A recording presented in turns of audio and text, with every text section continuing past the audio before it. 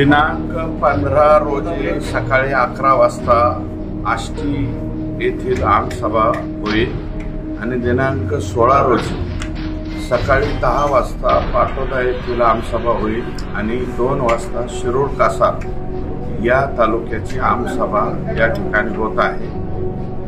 2017च्या नंतर जवळपास 7 वर्षाच्या नंतर ही आमसभा आपल्याला या ठिकाणी करायची। तेव्हा तीनही तालुक्यातील सर्व आम जनतेने त्या ठिकाणी यावं। सर्व सरपंच, उपसरपंच, ग्रामपंचायतचे सदस्य आणि या माजी जिल्हा परिषद सदस्य, माजी पंचायत समिती सदस्य आणि सर्व पक्षीय लोकांनी, कारण आमसभा ही सर्व पक्षीयांसाठी असते।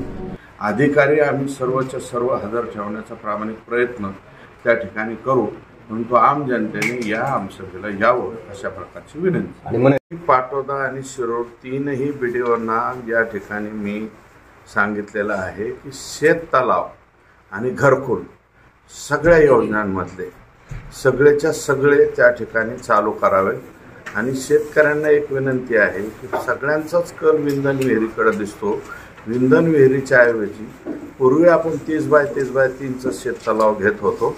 आता केंद्र सरकारने एका लाभार्थ्याला 5 लाखाची मर्यादा आणल्यामुळं आता शेत तलाव 25 बाय 25 बाय 3चा करावा आणि जो शेतकरी शेत तलावासाठी मागणीला पुढे येईल त्या प्रत्येक शेतकऱ्याला आपण लगेच मंजुरी देऊ आणि या उन्हाळ्यामध्ये हायेस्ट शेत तलाव आपल्या मतदारसंघामध्ये कसे होतील याचा प्रामाणिक प्रयत्न आम्ही करू।